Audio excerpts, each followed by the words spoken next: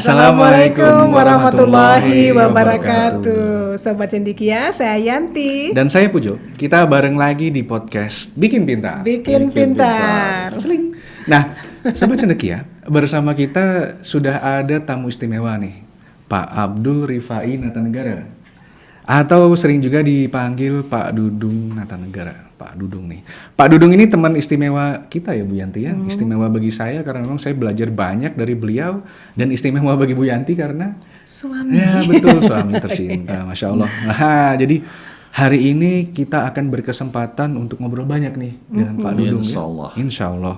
Terutama karena Pak Dudung sudah melalui banyak asam garam. Sudah panjang ceritanya dan ini sedikit rumus Udah tentang keasinan kali Pak Pujo. Udah banyak asam garam. Oh iya, asamnya asin juga. Dan asam. Tapi jadi enak. Ya. Nah, Pak Dudung, pertanyaan yang paling penting Pak. Pak Dudung usia berapa? Sebentar lagi, jadi cuma 3 bulan lagi di Oktober tahun ini saya akan genap 75. 75, Alhamdulillah, Masya Baru Allah. kemarin aja. Baru kemarin aja rasanya. Jadi saya bilang selamat ulang tahun atau belum nih? Belum ya? Belum. Oktober Tapi Pak. Ya, 27. Berarti kalau dihitung-hitung Pak Dudung sudah merasakan Indonesia ini dari berbagai macam zaman ya. Betul. Setelah kita mulai baru merdeka, kemudian ada zaman G30 SPKI, transisi ke Orde Baru, reformasi, sampai sekarang di era modern seperti ini. Jadi memang banyak sekali yang bisa diceritakan. Tapi yang saya pengen tahu nih Pak Dudung. Pak Dudung bilang usianya 75 tahun. Tapi saya lihat masih seperti usia 50 tahun nih Pak Dudung ya. Segarnya, semangatnya, daya pikirnya, apa yang ide-idenya juga itu selalu membuat saya banyak belajar. Nah Pak Dudung bisa dibagikan nggak Pak? Apa sih yang resep yang Pak Dudung miliki sampai bisa tetap cemerlang ya? Wah, meskipun di usia senior seperti ini Pak. Saya kira yang paling penting yang perlu kita ingat bahwa bagaimanapun juga tentunya dengan perubahan umur banyak yang berubah. Tetapi saya itu beruntung, sangat beruntung dilahirkan di suatu zaman di mana ada 3 komponen yang sangat mempengaruhi kita, yaitu hubungan kita dengan orang tua, hubungan kita dengan alam, dan hubungan kita dengan teman-teman. Itu ketiga-tiganya itu sangat rakat sekali gitu. Jadi saling membimbing, saling saling membantu dan saling menyamakan banyak hal, menyatukan banyak hal. Itu berpengaruh banyak sekali. Dan itu yang sampai sekarang terus membekas ya Pak ya, dan terus dibawa. Sampai sekarang bukan cuma membekas tapi diteruskan. Diteruskan ya Pak ya. Bahkan diintensify sebetulnya itu. Jadi kita selalu dimanapun juga kita berada ya kan akan mengikat suatu pertemanan yang dekat ya kan, baik dengan manusia, baik dengan alam. Kemudian tentunya sekarang peribadatan juga bertambah sehingga semua ini menjadikan bahwa mudah-mudahan kita itu hidup sesuai dengan perintah Allah, yaitu dijadikan sebagai atau menjadikan diri menjadi manusia yang rahmatan lil alamin. Betul sekali. Itu insya Allah tujuan kita terakhir barangkali itu ke situ ya sebetulnya itu. Betul Pak, cita-cita masuk surga ya, itu yang biasanya saya tulis juga kalau di buku biografi anak-anak dulu. Cita-cita masuk surga ya, dimarahin sama guru tentu saja. Yang lebih realistis tolong. Wah Bu Guru, apakah Anda bilang saya akan masuk neraka? Tolong jangan ya. Ya tapi ini ya Pak Dudung ya. Keluarga, kemudian lingkungan, kemudian apalagi tadi Pak satunya? Alam ya. Alam semesta. Alam semesta. Nah tapi kalau misalkan Pak Dudung dari zaman ke zaman, dari waktu ke waktu, apakah nilai-nilai yang dulu Pak Dudung rasakan mungkin? Saya pengen tanya satu hal deh Pak ya. Ketika Pak Dudung besar dengan nilai-nilai seperti itu, apakah Pak Dudung juga melihat keluarga-keluarga lain di sekitar Pak Dudung juga memiliki value yang sama atau cara pandang yang sama? Tidak ya, tidak. Tapi majority barangkali masih begitu ya. Biarpun levelnya berbeda-beda, tapi to certain degree itu ada persamaan. Nah, terutama barangkali karena orang tua saya tadinya berasal dari guru yang kemudian jadi polisi dan ibu juga seorang guru. Dan juga ada nenek pendamping di situ, itu sangat terasa sekali sangat sekali terasa sekali adanya saling bantu di antara mereka untuk menjadikannya. Tapi yang perlu saya alami yang perlu saya tekankan bahwa pendidikan ayah dan ibu juga tidak seperti sekarang. Kalau sekarang di rumah kita itu betul-betul kita coba dengan anak itu harus sekian jam. Waktu itu kita free fall aja Pak. Jadi kita itu nggak terlalu banyak pakai teorinya, tapi it's work karena contoh gitu kan. Karena ada contoh-contoh yang tegas dalam kehidupan ini. Ya. Nah, kira-kira apa Bu Yanti yang mungkin bikin berbeda ya?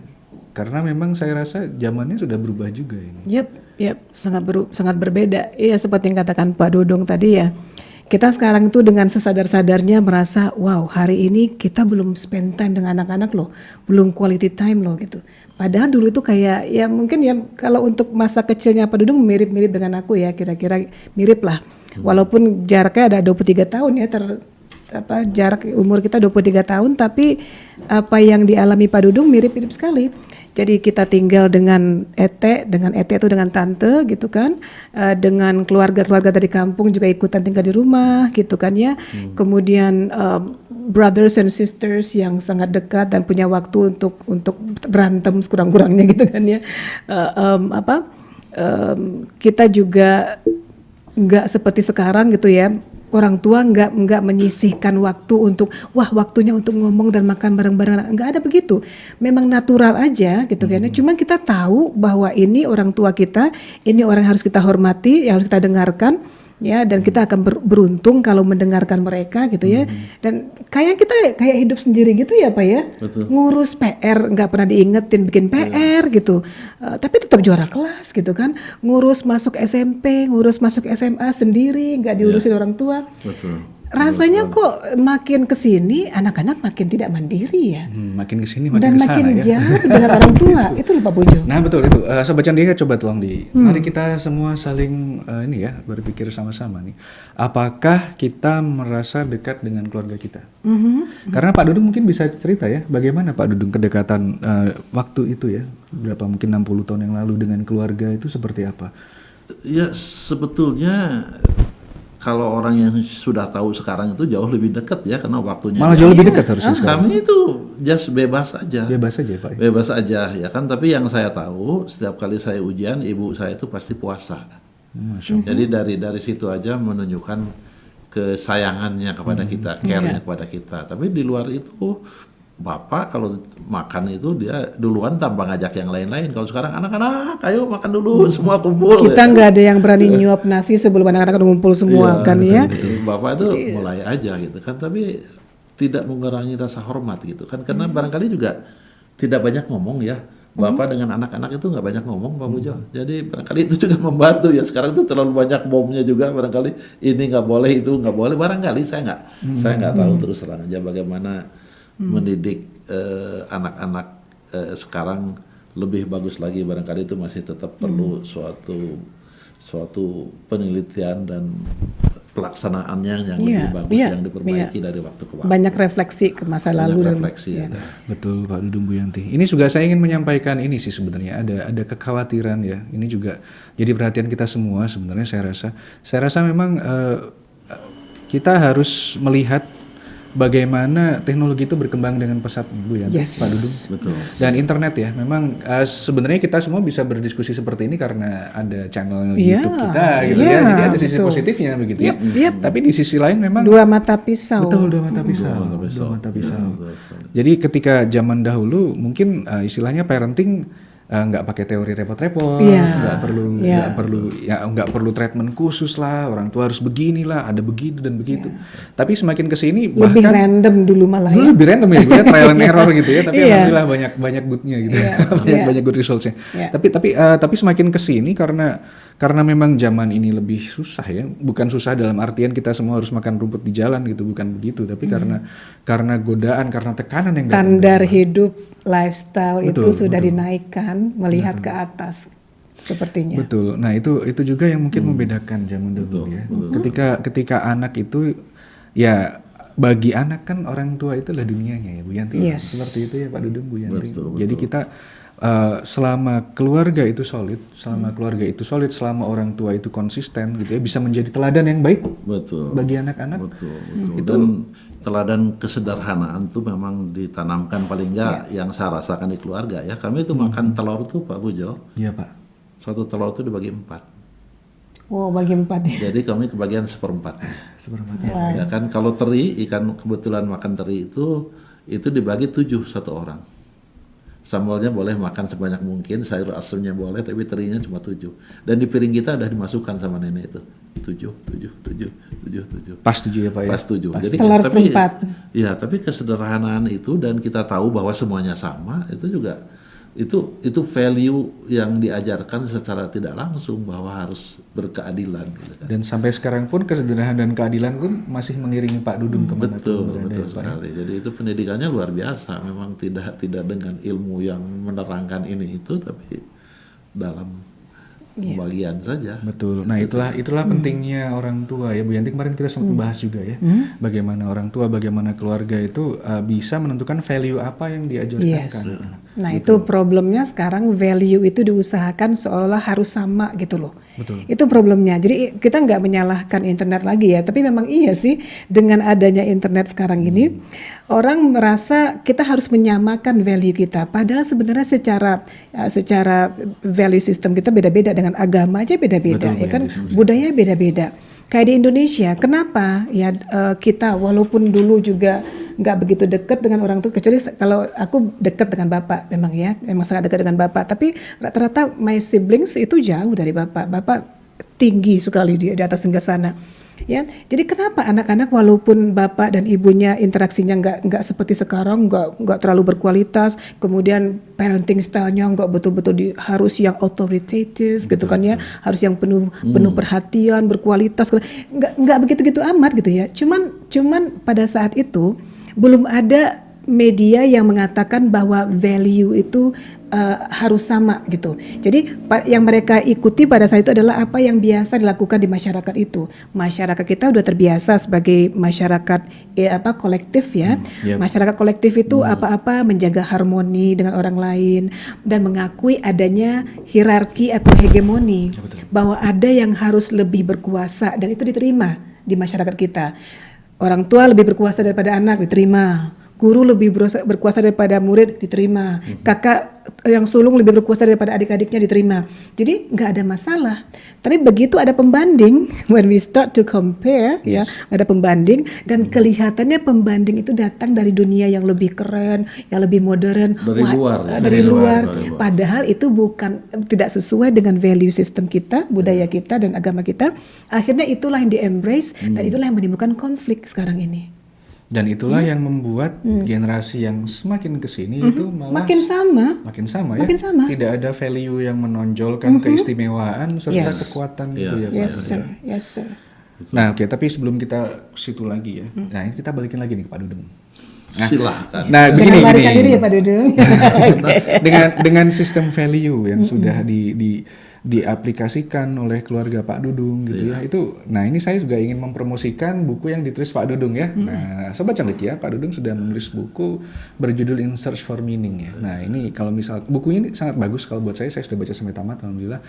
Buku ini sangat bagus dan buku ini juga menceritakan perjalanan Pak Dudung gitu ya, mulai dari kecil di Purwakarta, main di sungai, kemudian jalan-jalan kemana-mana gitu, ke Bandung naik sepeda, dan akhirnya sampai bisa ke Jerman, ke Mesir, ke Qatar, keliling dunia mungkin sudah.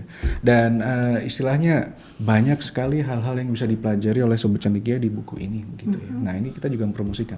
Kalau misalkan berminat silakan tulis di komentar ya, atau mungkin nanti silakan pesen, betul, silakan kontak kita. Silakan kontak kita di bikinpintar2023@gmail.com. Nah nanti kita akan hubungi kembali tentang buku ini. Nah jadi begini Pak Dudung, ini pertanyaan saya dapat setelah baca bukunya. Silakan. Gitu ya. Sebenarnya kan perjalanan Pak Dudung itu kalau konsisten nggak ya Pak ya, konsisten nggak? Betul seperti itu. Nah ini mari kita uji ya, dikupas nih ini benar apa tidak yang ditulis di bukunya. Nah jadi begini Pak, kalau saya baca yang Pak Dudung alami begitu ya, itu kan sebenarnya satu buku itu isinya perjuangan semua sih Pak. Iya betul. Cuman memang Pak Dudung menyampaikannya dengan santai, dengan tenang, ringan dan gurih gitu. Ringan dan gurih dan sebenarnya dengan menyenangkan gitu.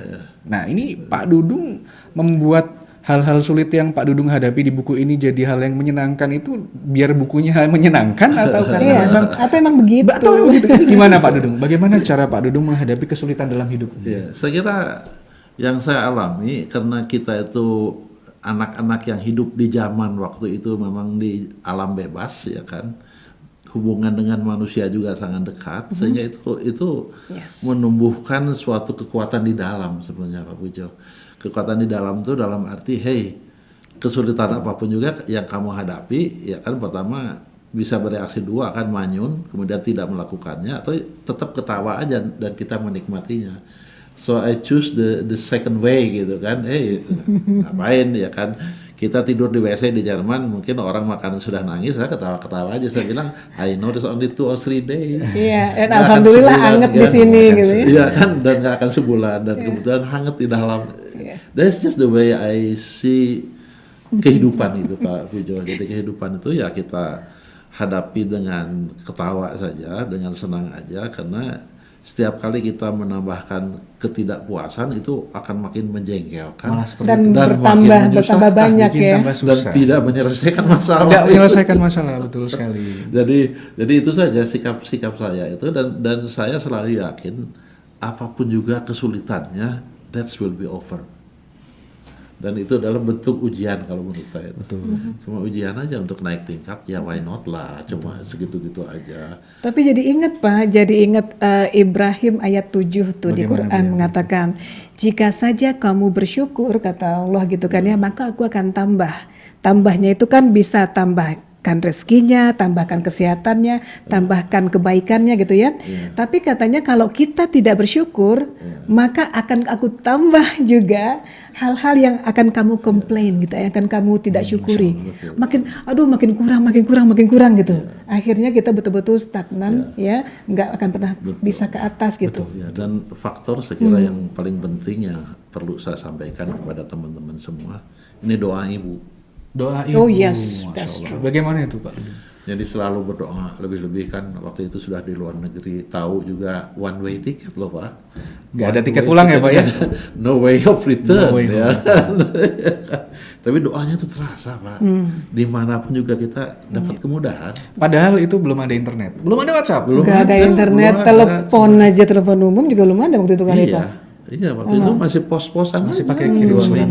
Kalau kirim surat itu kan baru datang lagi. Jadi kalau Honor cerpen masih wesel. iya, jadi itu saya kira doa orang tua itu yang saya hormati dengan my way kan. My way itu artinya kita tidak seperti, karena saya itu kadang-kadang disebut menak itu lain gitu ya, harus nyembah ke ibu segala macam. Saya nggak mau melakukannya dan tidak pernah melakukannya ya kan. Jadi ternyata it's work lah, it's definitely doa ibu itu udah pasti bekerja. Masya Allah. Dimanapun dan kapanpun. Dan itu tidak tergerus zaman ya Pak ya, sampai kapanpun. Tidak tergerus zaman. Dan ada suatu hal yang barangkali juga ingin saya ceritakan. Kami waktu di Purwakarta maupun di Kasomalang itu hidup dalam masa anak-anak, di mana bahasa pergaulan itu, bahasa yang kedua itu selalu nama binatang itu disebut. Ya, kebun binatang ya. Tapi saya di mulut saya itu nggak pernah sanggup untuk mengatakan itu. Kalau di lingkungan keluarga. Kalau pas lagi main-main nggak ikut bahasa kasarnya. Gitu. Nggak berani mulut itu mengatakan itu. Kenapa Pak bisa seperti itu? I don't know, karena kebiasaan aja barangkali ya.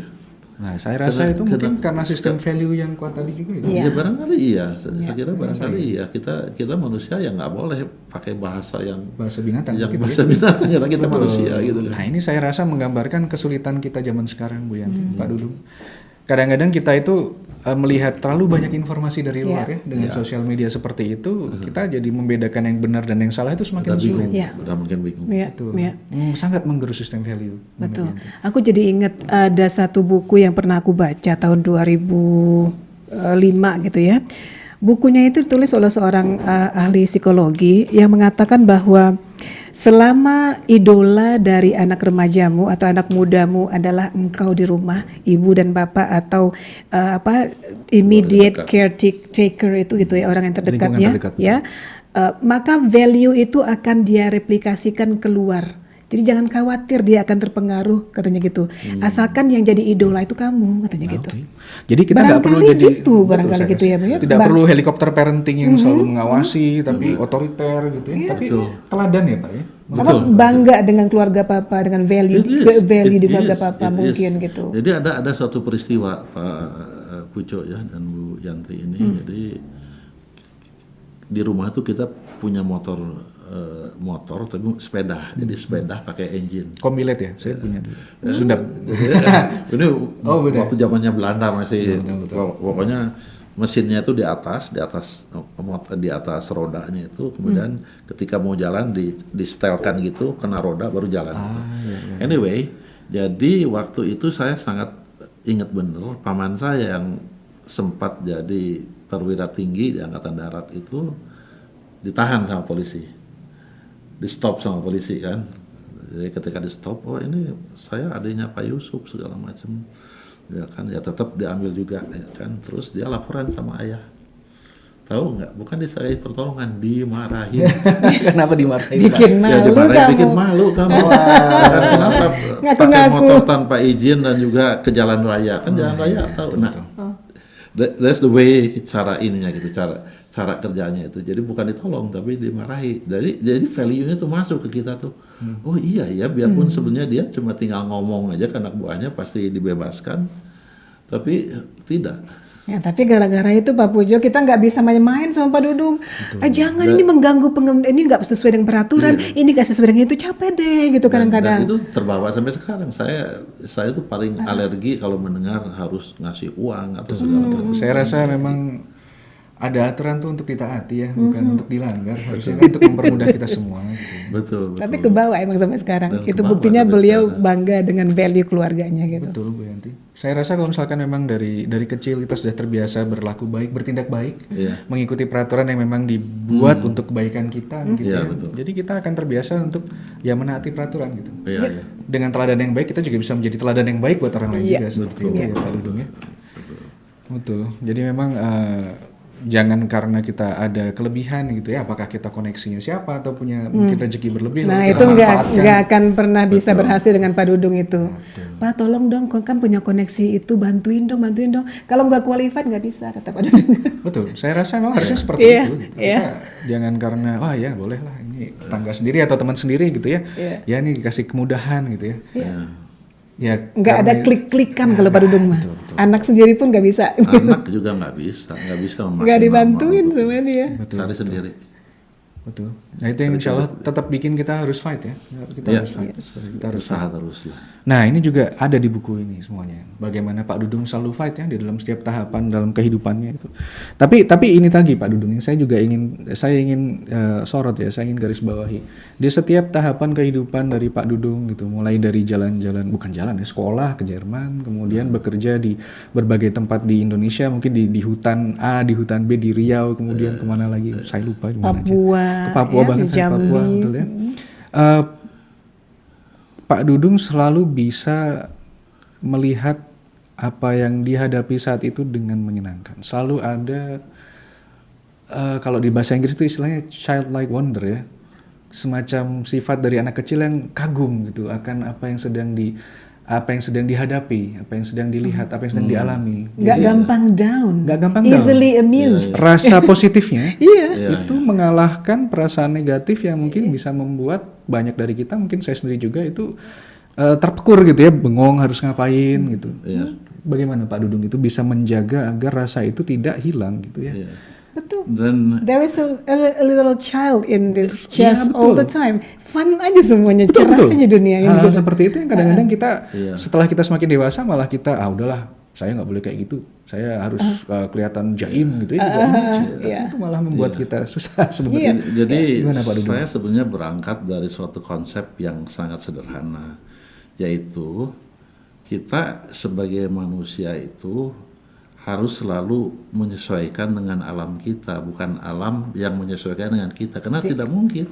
Jangan Kalau berharap alam yang akan peduli dengan berharap, kita. Misalkan begini, dong baju lu tuh jelek misalkan ya kan, ada 10 orang jelek, apakah saya harus mengikutin? Enggak.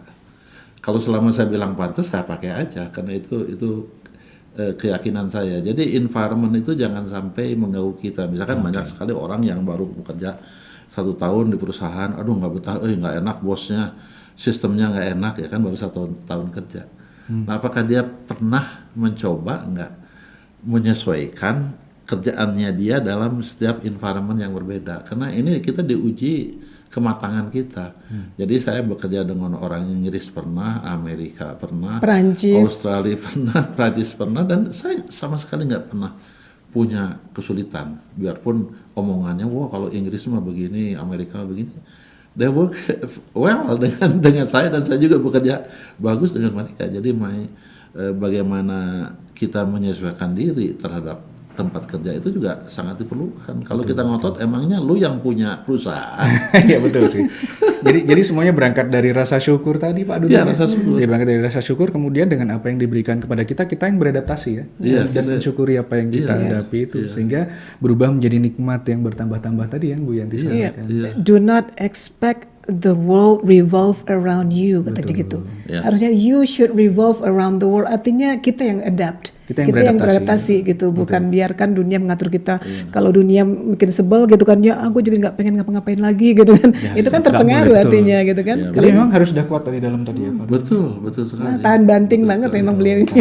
Nah itu yang sekali. harapannya bisa kita semua teladani ya, betul. Karena kita butuh lebih banyak orang-orang dengan kepribadian yang kuat, kemudian struktur nilai atau value yang juga positif, dan itu juga bisa menyebar seperti itu ya Pak Dudung. Betul, dan saya sering sekali menemukan teman-teman yang sudah uzur sekarang. Saya kan paling anti dibilang uzur itu. Saya belum bilang, saya tidak bilang. Dibilang tua juga saya paling anti. Saya tidak muda lagi, benar. Ya, betul. Tidak muda lagi. Jadi prinsip-prinsip kehidupan yang sangat simpel berdasarkan contoh yang kita alami sehari-hari dan dalam berhubungan dengan alam sebenarnya bisa menyelamatkan kita menikmati hidup ini. Gimana itu Pak? Ya kan, jadi jangan sampai misalkan saya mau udah pensiun, saya mau ngurus cucu aja, soon nggak sampai 3 tahun dia akan kena ini, kena Ya. itu penyakit. Tapi kita Pikun we lah, have to stroke continue lah, ya kan? our kesenangan, misalkan untuk membaca, untuk belajar hal yang baru, mengembangkan diri lagi, bercocok tanam, mengembangkan Hobi, bikin hobi baru. bikin apa itu yang dulu saya nggak pernah terpikirkan, ya kan, bikin misalkan obat-obatan atau pupuk buatan organik. sendiri, ya kan, dan orang bertanya, lu ngapain gitu, beli aja. Oh iya, saya bilang beli, saya juga 10 kali lipat sanggup saya beli, tapi kenikmatannya itu, Kenikmatan dari ketika membuat kita menyaksikan bekerja dan share this knowledge with other people. Dan saya di lingkungan petani yang sebetulnya sangat miskin dan selalu beli pupuk itu mahal, baru 1 orang yang mau mengikuti, yang lainnya mah tetap aja beli. Jadi dengan kemiskinannya, dengan kesusahannya beli pupuk yang mahal karena males bikin pupuk sendiri. Padahal pupuk sendiri Padahal itu mudah sekali. 10.000 aja cukup. Dibandingkan dengan 1 juta rupiah. Dan insya Allah lebih aman kepada lingkungan juga ya Pak ya. Oh sangat. Sampah di rumah kan beres langsung jadi pupuk gitu Iya, kan, sampah organik di rumah.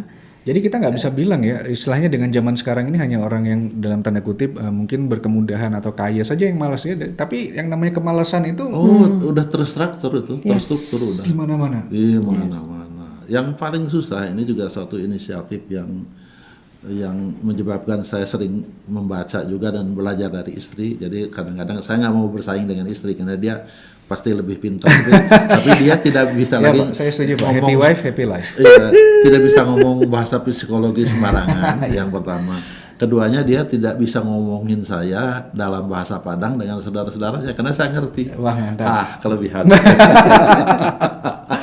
Tapi ya memang harus selalu cari yang dipelajari, hal baru Iya, yang membuat keep kita learning aja, Pak. keep learning Keep dan learning, apa yang saya dengar tadi juga tetap memberikan manfaat ya bagi orang-orang di sekitar. Betul sekali. Betul, biarpun ya alamnya sekali lagi orang sekarang itu kan maunya instan, Pak ya.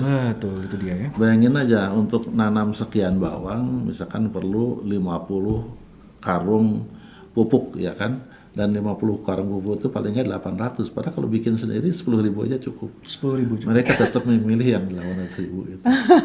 Iya, Takut benar. katanya, Pak, takut nggak berhasil. Saya bilang lihat aja. Tapi terbukti ya Pak, Ada- 2 kali ada- panen ada- berhasil ada. mulu. Dan ini yang ketiga mungkin kita agak gagal karena ada hujan yang Oh yang salah. lebat banget waktu itu ya kemarin. Ya kan, tapi nggak apa-apa. We keep learning bagaimana cara memprevent kalau terjadi lagi hujan seperti itu. Misalkan. Itu yang bikin seru juga ya Pak ya, tetap belajar. Jangan kalah dengan Iya, jadi saya barangkali memegang kunci aja salah satu khalifah kita, barangkali Ali bin Abi Thalib yang mengatakan kalau bisa itu bekerja terus, bahkan matilah sebelum pekerjaan selesai. menanam satu atau Umar bin Khattab. Umar bin Khattab ya. Jadi Kalau masih ada 1 butir aja bibit tanaman di tanganku, aku sudah mau meregang nyawa, aku akan buru-buru tanam dulu katanya gitu.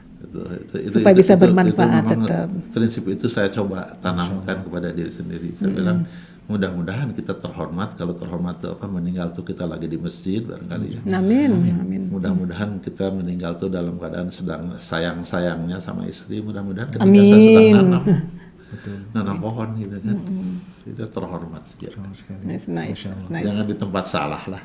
Betul Pak, betul. Nah jadi memang semakin kita bertambah usia, Ya. semakin harusnya kita paham potensi yang kita miliki.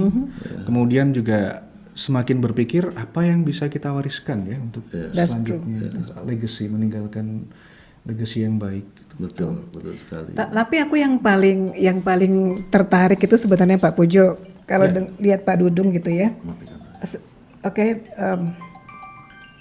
Pak Dudung itu kita pernah ngobrol kan soal how to start the day gitu kan ya. Iya betul how to start the day. Nah itu Pak Dudung itu memang sepertinya melakukan itu Pak Pujo. Masya Allah. Bangunnya pagi banget ya, pada saat kita semua masih pengen tidur dia udah bangun, dan itu Faiza Farokta fansab banget. Setelah selesai satu, selesai yang lain lagi. Lanjutkan yang lain.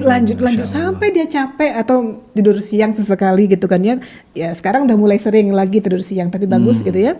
Tapi most of the time Pak Dudung itu memang rutinitasnya begitu terus, dan aku inget banget yang nggak pernah lupa itu pasti bangun pagi, habis sholat subuh baca Quran dulu. That's number one.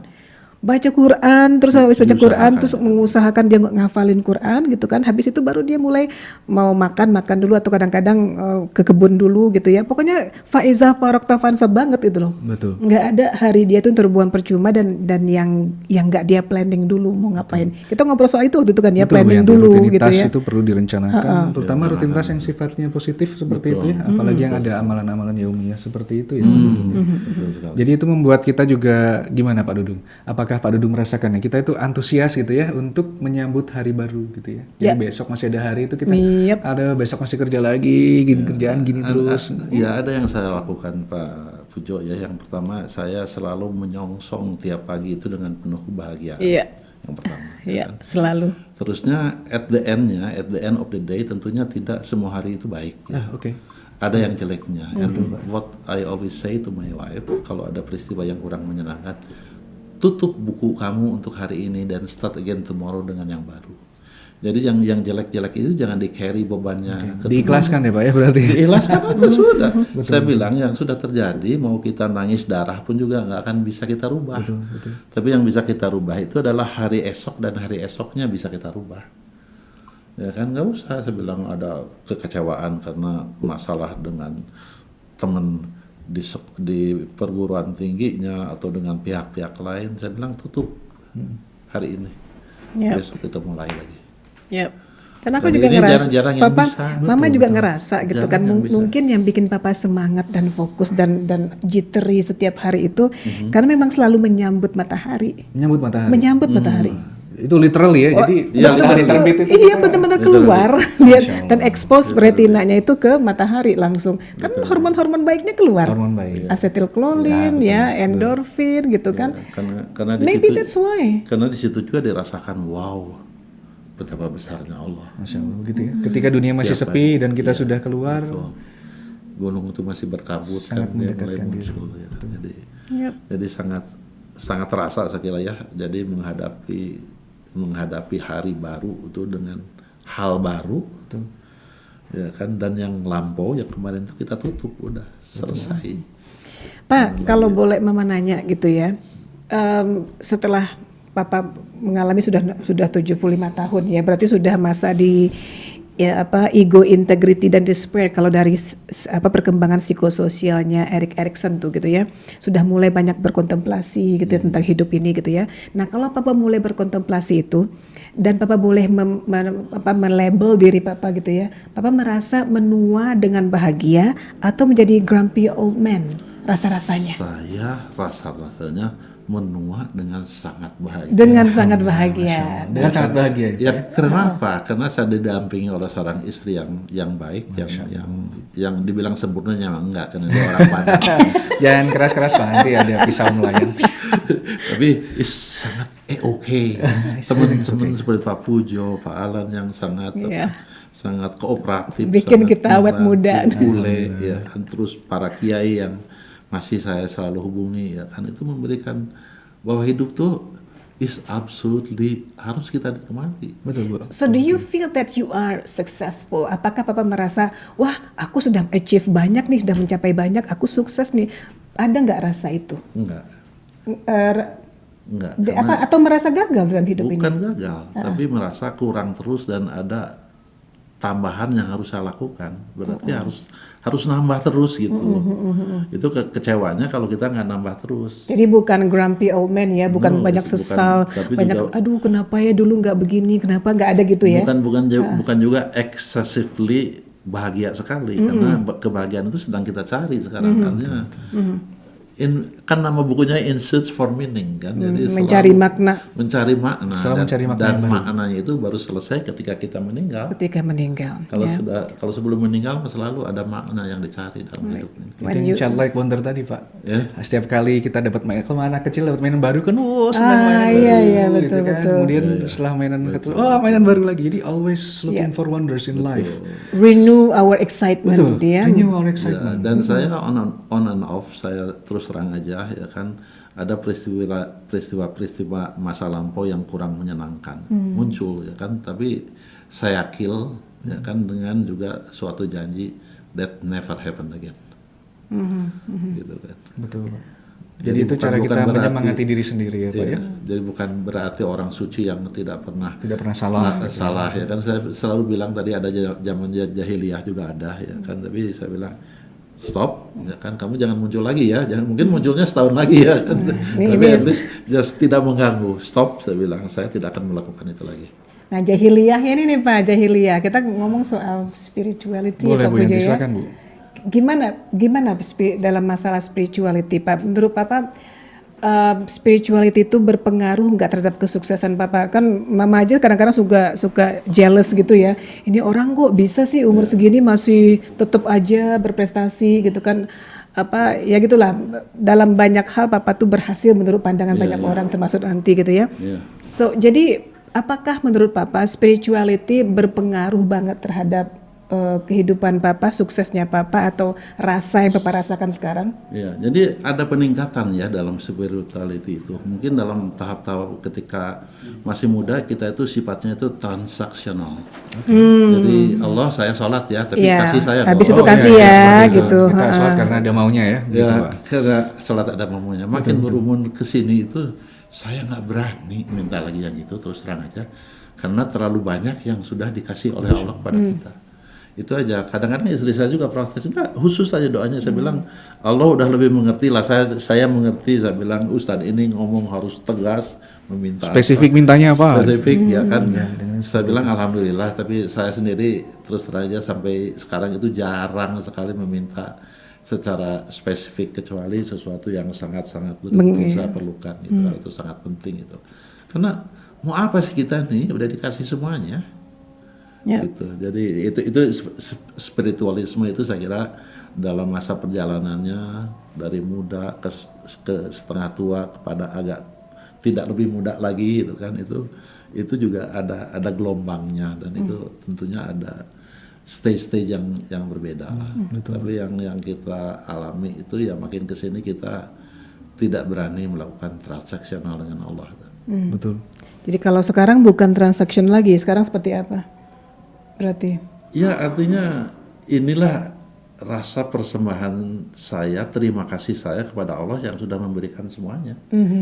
Itu aja kita Ya, bisa jadi beribadah menyampaikannya. itu untuk demi Beribadah aja udah, beribadah ya kan. Dan beribadah itu ya kan yang benarnya beribadah itu harus mampu memperbaiki diri. Betul.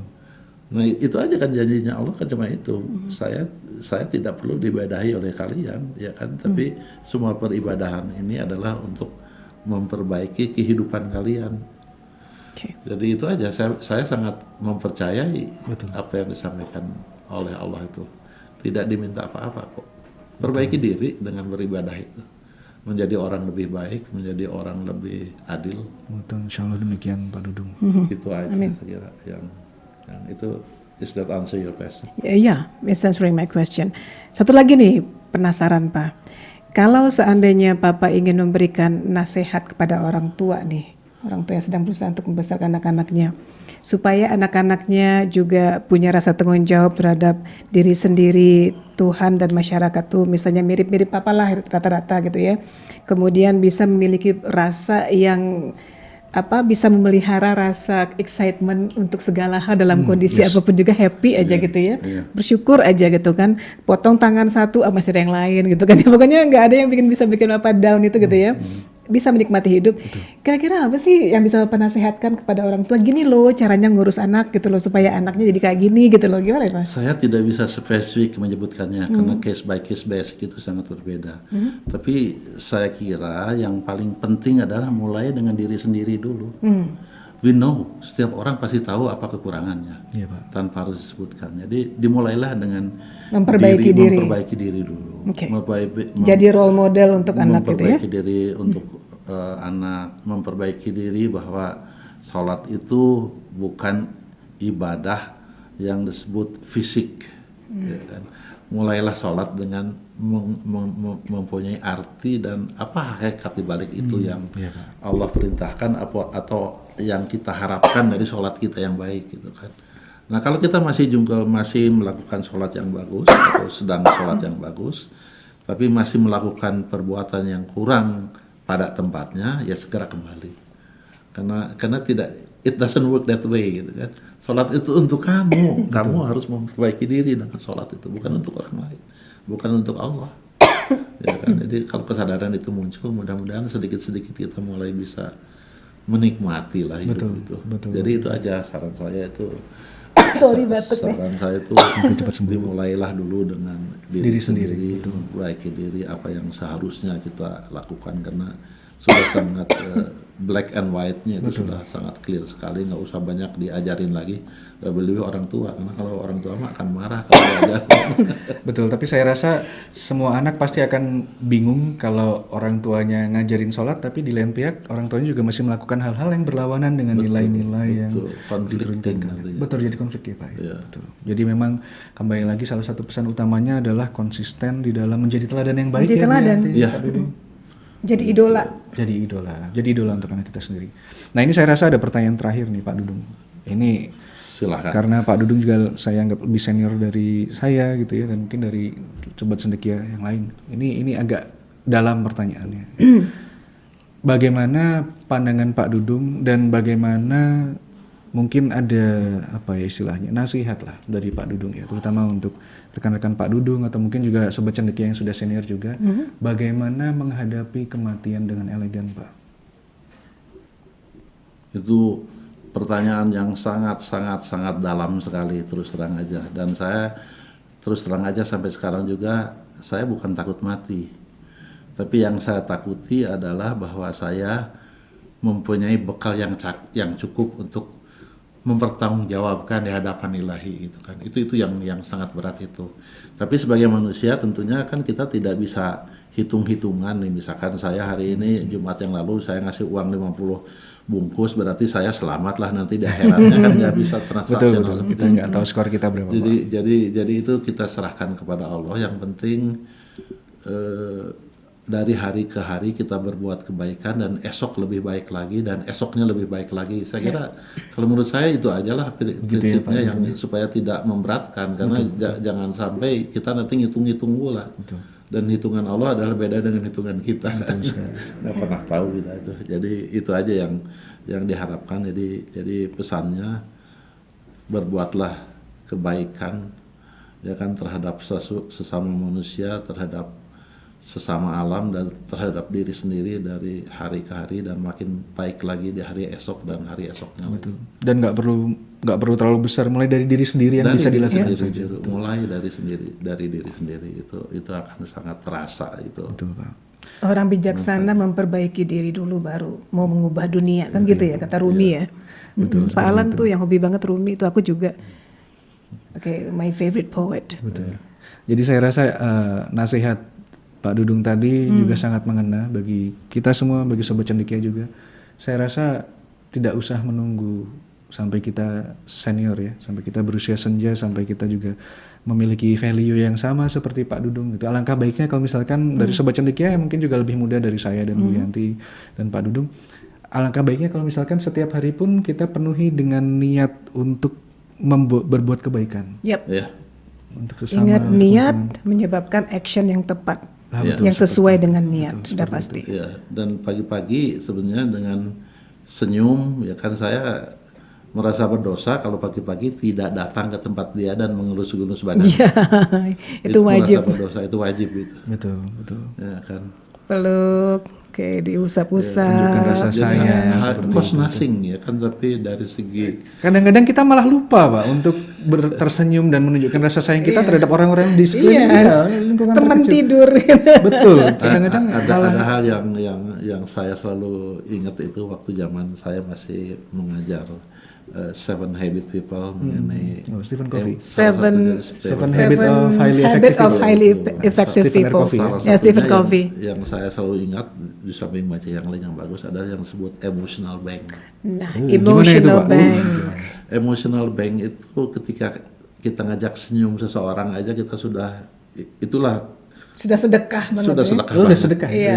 Yap. Saya ngajak makan Pak Pujo dengan ikhlas itu udah sedekah banget. Saya juga sangat Tanpa berterima saya kasih. harus ngitung, saya nanti Pak Pujo akan ngajak saya makannya di Hilton, nggak ada Nggak ada hitung-hitungan sama transaksionalnya sekali. gitu. Nggak ada transaksionalnya. Tapi saya sangat yakin sekali bahwa kalau kita masing-masing itu selalu mengingat yang disebut emotional bank, maka sama sekali tidak ada ruangan untuk kita berbuat zolim kepada yang lain atau berbuat tidak adil. Dan itu kan investment sebenarnya, akan berbalik ke kita atau mungkin ke anak-anak kita gitu. Emotional bank itu nabung.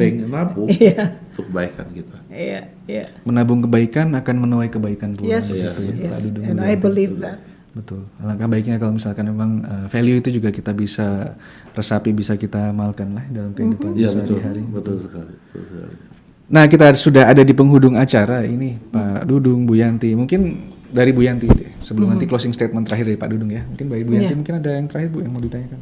Iya, ini sebenarnya akan leading kepada topik kita berikutnya, Wah, apa ini, Bu midlife Yanti? crisis, Pak Pujo. Midlife crisis. Ya, jadi kita Busti.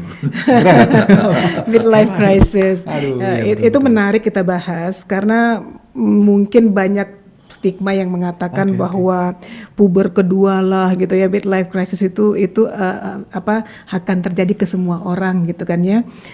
Nah, itu akan kita jawab nanti. Menarik, tapi yang pasti dari mendengarkan cerita Pak Dudung, ini kan juga bukan sekali dua kali dengar cerita Pak Dudung gitu ya, dari kalau lagi ngobrol di rumah juga, Papa begini dulu, Papa begitu dulu. Dari situ aku bisa melihat gitu kan ya, bahwa memang benar ya, dalam setiap cycle kehidupan Pak Dudung, mulai dari cycle lahir kecilnya gitu ya, early childhoodnya, kemudian remajanya, masuk ke dewasanya gitu ya, menghadapi krisis-krisis yang memang mungkin dialami hampir semua orang dalam kehidupan orang dewasa gitu kan ya. Aku melihat yang menyelamatkan beliau itu sebenarnya adalah semakin jauhnya beliau kepada diri sendiri. Istilahnya center of the attention-nya itu semakin bertambah tua, makin menjauh pada diri sendiri. Enggak makin narsis gitu loh Pak. Ya malah makin banyak menyebarkan wisdom, memberikan bantuan keluar. Dari dulu tuh aku lihat semakin kesini Pak Dudung tuh makin pemurah orangnya gitu. Makin enggak masalah uangnya gitu ya, masalah pemurah, misalnya memberikan waktunya, senyumnya, ngobrol dengan tetangga setiap pagi. Itu didengar itu sama aku gitu kan. Jadi dan mengajar setiap hari Minggu dengan konsisten, nggak pernah mau Papa hari Minggu kita itu ya saya ngajar dulu sebentar kan harus ngajar gitu ya. Jadi godaan yang lain-lain tuh nggak bisa mematahkan beliau untuk memberi kepada community. Jadi semakin seseorang itu menua, semakin jauh dari mementingkan diri sendiri. Menurut Erik Erikson ya dalam psychosocial development-nya mengatakan bahwa dia akan tumbuh menjadi seorang orang tua yang happy. Orang tua yang content, kontemplatif ya. Jadi bahagia lah istilahnya gitu ya. Sedangkan yang makin tua makin mikirin, lihatlah aku betapa beritanya aku, lihatlah aku, atau makin narsis segala macam gitu ya. Biasanya adalah orang tua yang old grumpy man, old grumpy woman. Dan itu nggak kelihatan di Pak Dudung ya. Not only because of attitude-nya yang memang dari kecil memang suka memperhatikan orang lain, suka bersosialisasi dengan alam gitu ya, tapi juga karena beliau betul-betul meneruskan value yang sudah ada di keluarga beliau tentang apa itu decency, tentang kepantasan kepada orang tua, kepantasan pada orang lain dan seterusnya gitu ya. Itu dia carry over sampai sekarang dan pelan-pelan beliau menjauhkan dirinya dari attention kepada dirinya. Jadi I think you have grown old successfully, Pak. Ya, Yang sukses. disebut aging gracefully. Karena- Aging gracefully. Karena yang bisa merasakan kan orang lain. Betul, Pak. Di lingkungan yang bisa Iya. merasakan. Saya sendiri sih merasa Iya. biasa-biasa aja. Saya mengatakan saya cuma mengusahakan dari waktu ke waktu menjadi makin baik. Betul, Yang betul. menjadi observernya adalah orang lain, bisa nggak itu Iya. dirasakan gitu. Ya, mudah-mudahan nanti ini akan membawa kita cerita ini akan membawa kita kepada topik berikutnya. nanti midlife crisis ya, Bu, ya. Midlife crisis, Betul. apakah itu mitos atau yang universal sifatnya gitu ya? Yes, ma'am. Nah, sekarang terakhir, Pak Dudung, please your closing statement, Yes, sir. Tolong dikasih ini nih pernyataan terakhir kepada sobat cendekia yang nonton. Gimana, Pak? Saya kira closing statement saya adalah tidak lain menjadilah orang yang bahagia. Dan kebahagiaan itu tidak datang dari luar. Kebahagiaan Choose. itu adalah pilihan sendiri. Pilihan. Ya. We choose to be happy this morning, we'll be happy. Ya kan? We choose to be ingin berkelahi dengan istri pagi ini juga terjadi. Jadi itu adalah pilihan yang menurut saya yang kalau orang berkeyakinan itu adalah pilihan terbaik yang diberikan oleh Allah Subhanahu wa taala kepada kita. Kita milih Masa kita menolak? Betul. Pilih loh. Kalau mau happy, you will be happy itu. Betul. Nah, ini yang perlu dicatat ya sobat cendekia. Kebahagiaan itu bukan tujuan ya. Happiness is a mindset. Yes, it is a Iya, mindset. betul. Kita memilih untuk bahagia, bukan kita bahagia karena ada sesuatu, bukan seperti itu. Iya, Tapi iya. kita milih untuk Karena bahagia. kita memilih suatu kebahagiaan yang terus menerus, kan? bukan momentarily gitu kan. Kalau momentarily mah just sebentar aja. Betul. Bersyarat. Karena memilih bahagia itulah makanya lingkungan nggak bisa mempengaruhi Bapak ya. Karena dari Saya kira dalam salah Iya. satunya begitu. Aku karena harus bahagia, aku sudah harus- tercukupi, iya. sudah strong gitu, sudah solid. Yes, true. Nah, betul. Nah, saya rasa itu kata-kata closing statement yang sangat kuat Pak Dudung buat sobat cendekia di rumah. Semoga kita semua mendapat manfaat dari podcast kita kali ini ya. Amin. Kita sudahi dulu, nanti insya Allah lain kali kita undang Pak Dudung lagi untuk Dengan sharing-sharing. sangat senang hati Pak Kita Puja. terhormat sekali ada Pak Dudung di sini. Tapi sekali lagi saya ingin mengatakan ini bukan nasihat ya, ini lebih banyak kepada bagi-bagi pengalaman hidup gitu kan. Mudah-mudahan ada manfaatnya. Terima kasih sudah berbagi dengan kita Pak Dudung. Sekali lagi, Sobat Cendekia kalau tertarik dengan perjalanan hidup perjuangan Pak Dudung sampai sekarang bisa seperti ini di depan kita memberikan inspirasi bagi kita semua. Silakan baca In Search for Meaning, silakan kontak kami ya di bikinpintar2023@gmail.com. Dengan senang hati akan kita reply dan insya Allah bukunya juga siap memberikan manfaat buat Sobat Cendekia sekalian. Gitu ya Bu Yanti, Pak Dudung. Saya rasa Terima kasih. demikian. Pak Pujo, makasih banyak. Saya yang berterima kasih Pak Dudung. Istriku terima kasih banyak. Sami-sami. Terima kasih Pak. Baik, baik. Oke. Kita sudahi, mari kita akhiri. Dengan mengucapkan Alhamdulillah. Alhamdulillah, betul, alhamdulillah dulu. Wassalamualaikum Wassalamualaikum warahmatullahi wabarakatuh. wabarakatuh.